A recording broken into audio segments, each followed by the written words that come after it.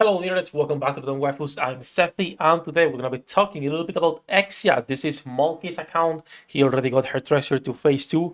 Molky, thank you for letting us test. We did this yesterday live on stream. No, not here. Right here. So we were doing this yesterday live on stream. So I want to show you some of the teams we were testing, some of the things we were just playing around with and talking a little bit about Exia's treasure. I think Exia is the lowest priority when it comes to treasure and is not worth for anyone. Like, you will benefit always more from putting a doll on any other B1 that's meta rather than actually leveling up Exia. When we tested Laplace, at least she was doing good damage. She is actually improving a lot. And speaking of Laplace, I also wanted to show you we're changing a little bit the tier list and the reviews for the characters.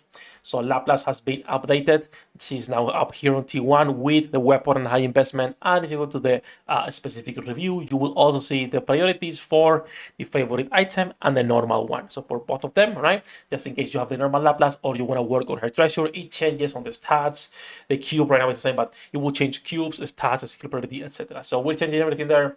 Tier list was going to be being updated little by little after we test every single character. Exia, in my opinion, the one that takes less priority since she is a selfish B1 that only will benefit electric teams, and that's already limiting enough. Now let's come to the NIKKEpedia to check her skills at level 10 so we can appreciate what's going on here. So first of all, her attack on skill number 1 for herself is going to be not only a change from last round of ammunition to landing an attack with full charge, but it's also changing from 16% to 28%. The stacks are shorter, but it makes sense that it's 5 seconds instead of 15, since now it is full charge attack, which should be able to maintain full stacks all the time. Also, when the last round of ammunition hits, affecting all electric code allies, if you are in collect hacking code, right, you will increase by 5%, almost a 6%, stacking up to 5 times for 15 seconds for electric type units. This is kind of limiting because when we talk about electric units, there is not a lot where we say, okay, it's meta, right? You have your Scarlet, you have your Summer Anis. A lot of people already forgot about Guillotine. Most people have never thought about her run to begin with, so it's kind of limited. And my priority is going to be tied to your shotgun teams because of the pellet mechanic. So in that regard, that's already limiting enough. You have to go with Summer Anis Scarlet, meaning the main team where she could find a fit, it's going to be the Summer Anis Privacy Dorothy team, right? But Dorothy is already there, so that complicates things, and we'll talk about that in a second. Phase 2 will change her pairs. The first part will stay the same, but what's going to be changing is the second part. So when you have collect hacking code fully stacked, right, affecting the same targets, it will also increase damage taken by 20% for 10 seconds. You will always do this. So if you're doing bosses, she's actually pretty good. She's doing damage increase by 20% close to, she's increasing the damage also for your electric units, and she is a pretty solid DPS herself. And phase 3, which is what Molky does not have unlocked yet, basically it's increasing her reloading speed by 95% for 10 seconds. This should make her even better, but now that's what it's changing, right? Let's talk about her team composition, where she belongs and what she's doing right now. So Molky, sorry for changing your first team. The first team that everyone is going to be running with her is this, right? When we think about Summer Anis, this is the team you're going to be running, right? You have CDR, you have your heals, you have everything in here that you need. But now you're changing your B1, so you're removing Dorothy and you're putting Exia. This works.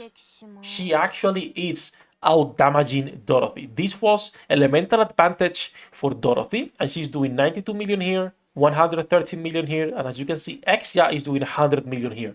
She is actually doing the same damage as Dorothy and also increasing damage for our electric units, as you can see here, right? 196, 175 versus 166, 148. The problem is that you have to change everything. Yes, you could be running no healer, but that kind of fucks up everything because, let's be honest, Union Raid, you'll be able to get away without the healer. Solo raid, it depends on the boss, so it's too situational. If you were to put Miss Marcy, these characters are still doing more damage than just by running with Dorothy and Privacy, which is pretty good. So this team works. You are fucked because there is no CDR, but you still have your heals and you have your Privacy to increase reload speed. The reload speed is important for them to do damage. We also tried doing like a team with Dorothy and Exia, but it doesn't make much sense and it doesn't help because we're not bursting with Exia. So if you're not going to be bursting with Dorothy, why would you bring her? And then if you're not bursting with Exia, you're not giving the extra damage to the other characters. So that situation is like out of the equation. We don't want that team composition to be there. So when you need CDR, your only options are B2s. Mulkey does not have Aquamarine Helm, so our option was Dola. I would prefer Dola in this specific case because this is an electric team, and Aquamarine Helm would help if it's against electric bosses, not on an electric team. So in this case, Dola is going to be working wonderfully in this team, but there is no heals. When you need heals, you are then running out of options with Privati because you will have to put your Miss Marcy or your Pepper or whoever you have in here, right?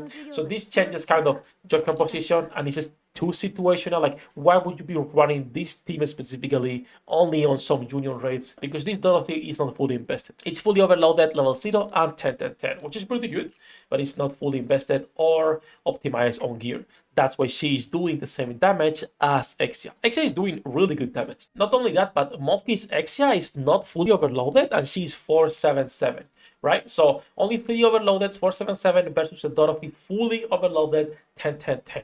And this is elemental advantage for Dorothy. So we're talking about a really good B1 as a DPS, also as an enabler for your electric units, but then it's like, why would you do this when your options for B2s with CDR are so limited, and then you don't have a healer? If you were to run a healer, you're losing damage. You're going back to 164, 159. At that point, you're better off by running Doro or the normal composition. It's a good option for people who are lacking units.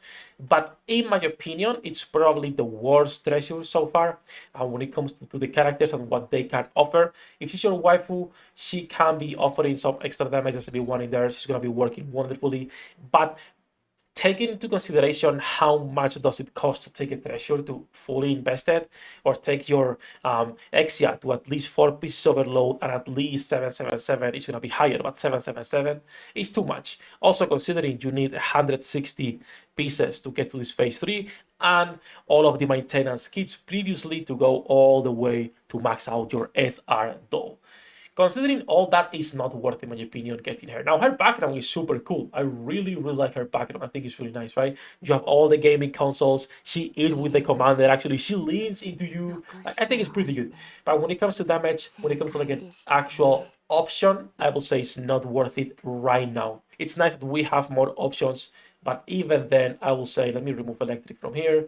It's not worth it, right? Considering all the big ones we have right now in the game and where she is, I might up her up to like T2, but with how expensive it is, she is not going up, at least for now. Her damage is going to be crazy though. I think as a DPS, as a B1 DPS, is going to be really good, enabling also your electric units. It's just that right now, our options for B2 with CDR is only Dola, and then we will need a healer. So it's kind of complicated, right? Because the new Sodak, the new Alice cannot work with Samerani. So again, it really depends what we're doing. All that jabbing aside though, I really like her background, how she looks now. It's pretty nice that she is becoming stronger as a DPS and an enabler, but with how expensive it is, it's not worth it in my opinion.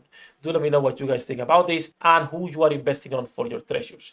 Soon we should be able to test also Diesel and Prima. I'm working on my Laplace still. I'm getting super unlucky, bro. There is basically 0 income when it comes to the maintenance kits. There is 0 income. All that said, leave a like, subscribe, Bossos loves you all. Good luck with your pool dinner rates. I'll see you in the next one. 役立たずは楽園から追放するのみ。ブランとノワールのショータイムです。天地万物を切るとはこういうことだ。